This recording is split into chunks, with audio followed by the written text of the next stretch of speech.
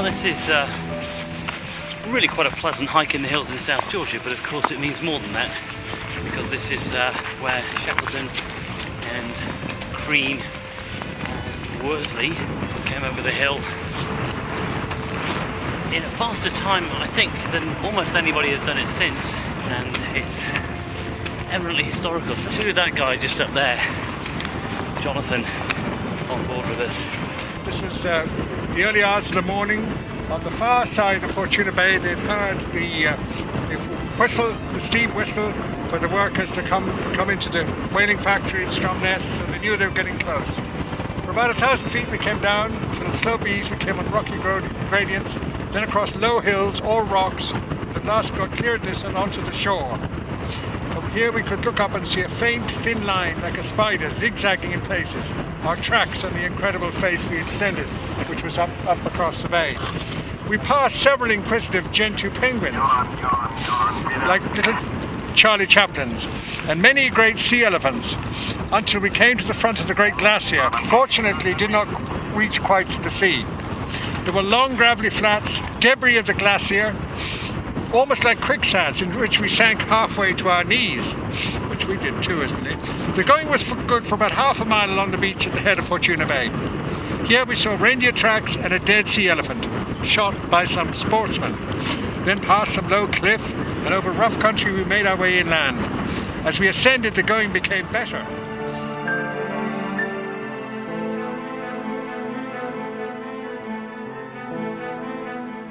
And now we looked for the best way to Stromness Bay.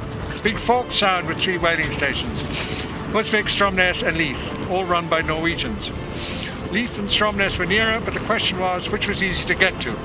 Soranus decided for Stromness, so we bore a little further to the right. Soon we were going along in great style. Then suddenly, Crean fell through, up to his middle in ice water. We were crossing a lake without knowing it, and this is the very lake here. We pulled him out and hurriedly but gingerly made our way to the nearest raised surface. After this, about 11, how are we getting on for time? A bit late.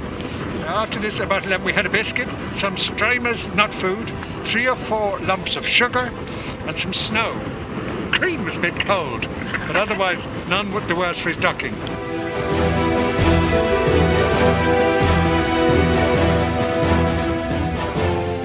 This is Shackleton, Crean and Worsley. Now we're reaching the final stages of their 36-hour trek across South Georgia, which had never been done before.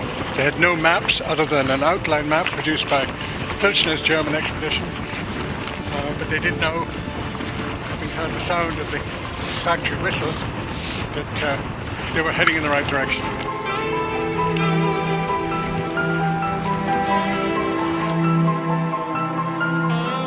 On again up rough country, which is what we're going to do now, till finally at 1:15 we were standing on a 3,000-foot summit.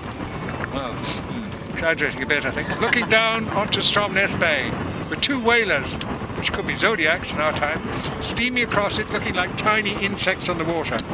We could also see that part of the whaling station. I yelled and waved against the skyline, but of course no one saw or heard.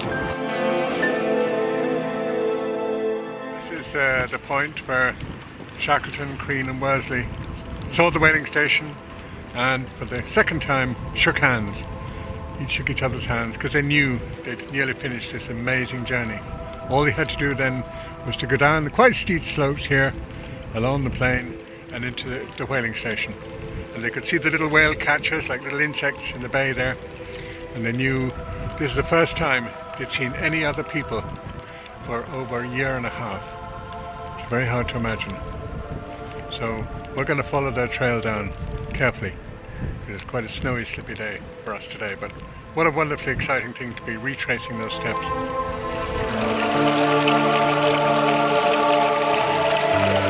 Beautiful here.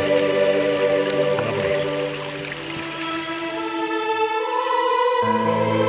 There was a very steep slope down towards the station, and I wanted to take it, but Sir Ernest thought it was too steep, so we bore to the left down a valley. 6 years later to the month, I came down that slope with a crouching glissade for about 500 feet.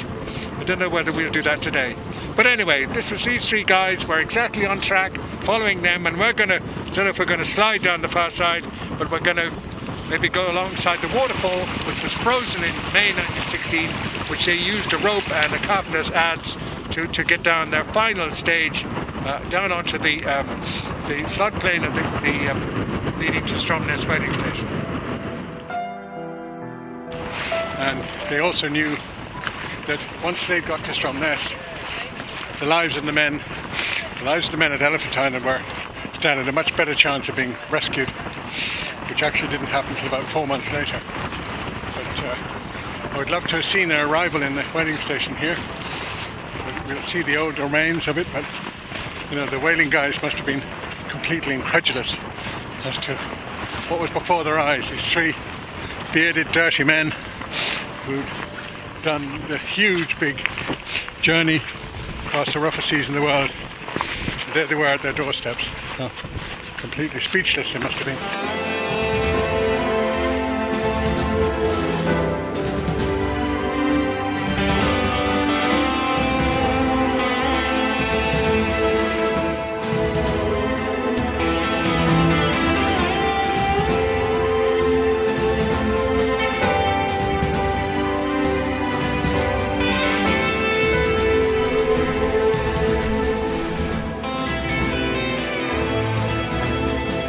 Nearly there.